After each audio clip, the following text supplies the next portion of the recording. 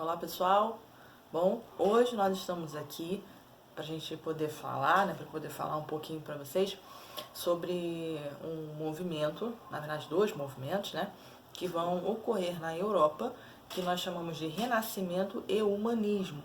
São dois movimentos que vão acontecer no mesmo período, tá? Assim, entre os séculos XIV e o século XVI.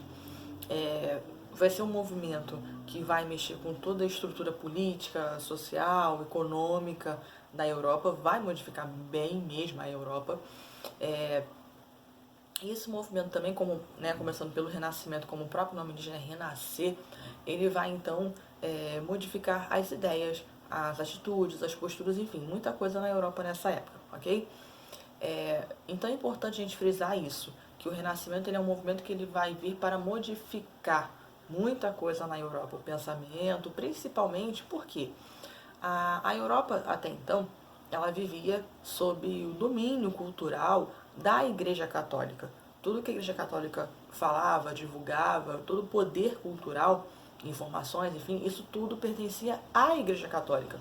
Então, as pessoas acreditavam em tudo que a Igreja falava.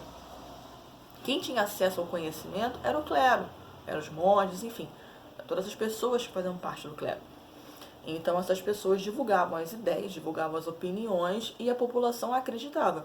Então o Renascimento ele vem também para modificar essa situação, para mostrar que nem tudo estava de acordo com o que a igreja falava, ok? Mas a gente também vai entrar num ponto importante daqui a pouco, que é o seguinte, posso até já antecipar agora.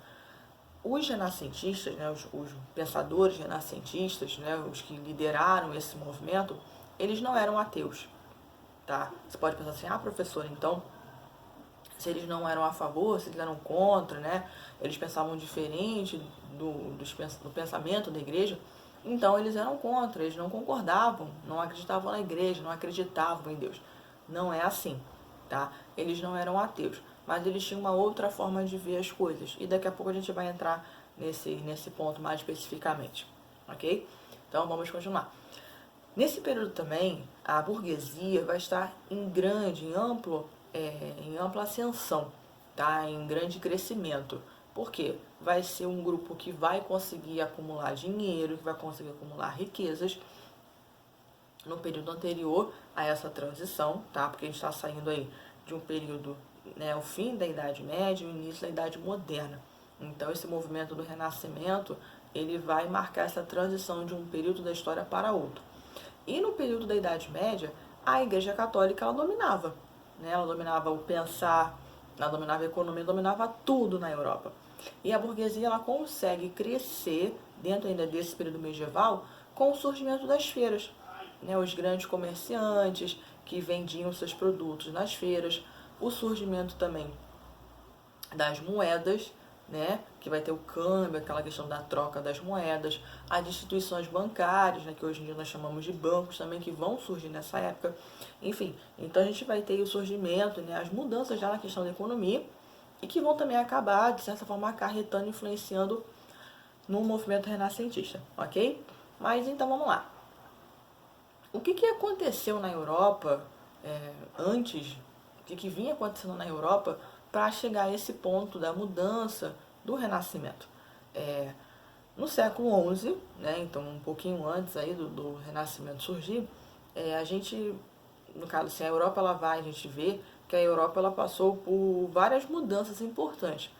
Uma delas que a gente pode destacar é a produção de alimentos por causa da expansão da terra, das áreas agrícolas, de plantação e tudo mais. A utilização de novas técnicas de cultivo para trabalhar com essa terra. O uso do arado, o uso da charrua, aquela questão também da rotação trienal com a terra, em que você dividia a terra em 3 partes.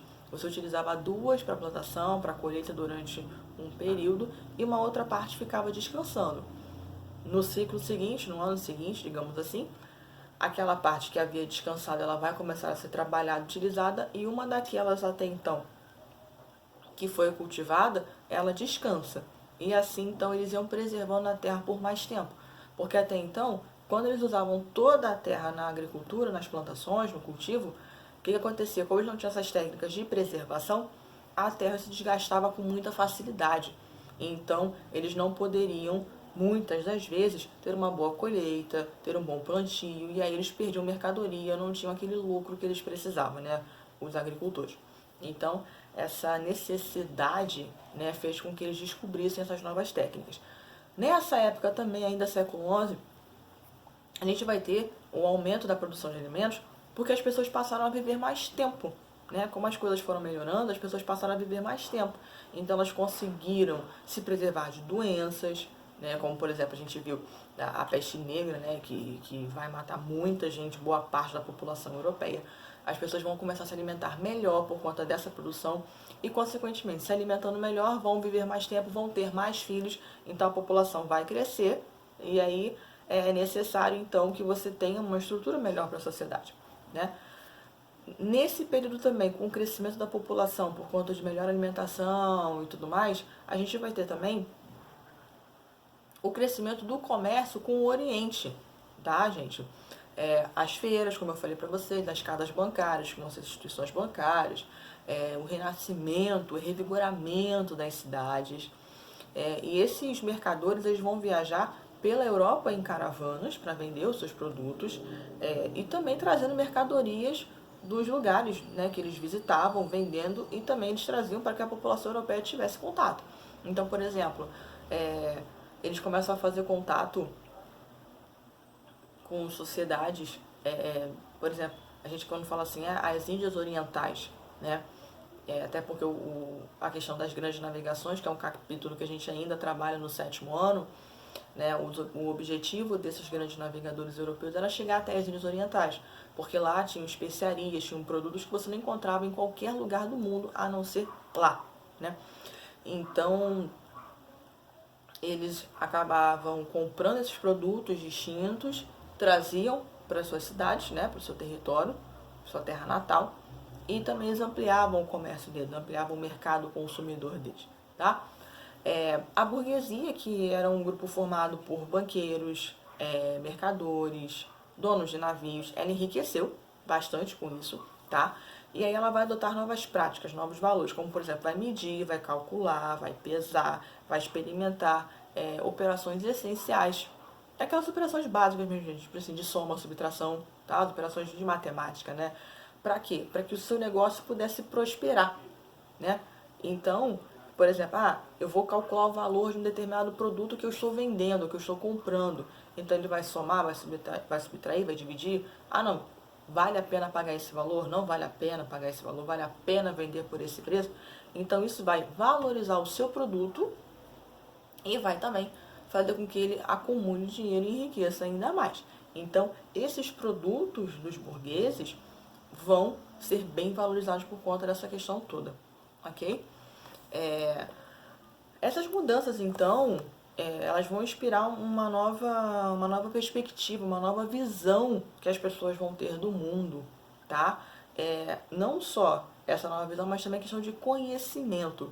Então, assim, ao mesmo tempo, por mais assim que não tenha um pouco de sentido para você enquanto eu falo aqui, mas essas atitudes que eu falei aqui, o crescimento da população, melhor alimentação, questão da burguesia, o crescimento da burguesia, isso vai acarretar o seguinte, as pessoas vão parar e pensar assim, isso aí nos permite mais condições de mudar a sociedade. Então, isso tudo vai promover o surgimento do renascimento. Então, como a própria palavra diz, né, vai renascer. Então, ele é foi um movimento, cultural, que vai renascer, né, que vai fazer renascer novas ideias, novas perspectivas de vida na Europa entre os séculos XIV e XVI. Tá?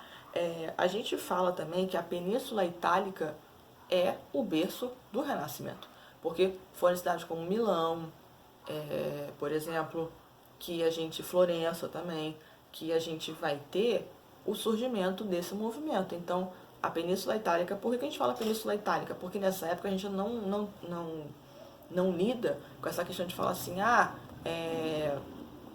Itália, Portugal, França, Espanha, enfim, Brasil, a gente ainda não tem essa noção de país, tá? Então a gente vai falar Península Itálica.